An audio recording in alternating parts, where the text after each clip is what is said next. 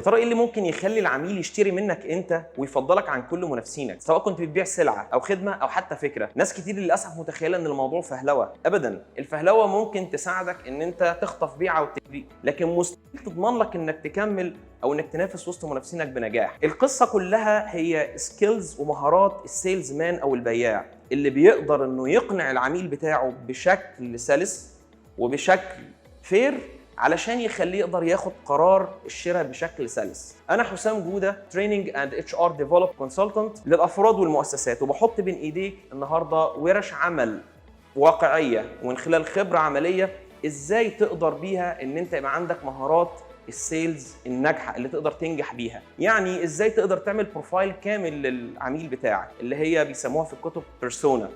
ازاي تقدر تعرف سلوكيات وسيكولوجي الناس بتشتري ليه، تشتري ازاي. اتنين ممكن يشتروا نفس الموبايل، واحد علشان مواصفاته والتاني عشان شكله بالرغم انه نفس الموبايل.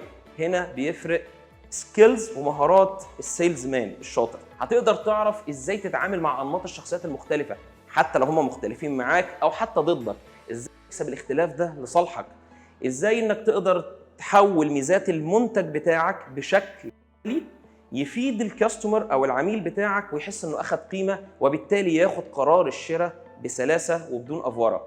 الموضوع تاني مهارات، في حاجات اكتر من كده كمان. احنا مش بس عايزينه انه يشتري منك، لا كمان هساعدك انه ترشحك لغيرك. يعني البيعه تجيب الثانيه والثالثه، بالتالي تقدر تكبر بشكل صح. لو لسه بتتفرج لحد دلوقتي ودوس على اللينك علشان تشوف محتويات كورس افكتيف سيلينج اللي حطينا فيها كل اللي قلت لك عليه ده واكتر، واستنى مفاجاتنا. السلام عليكم.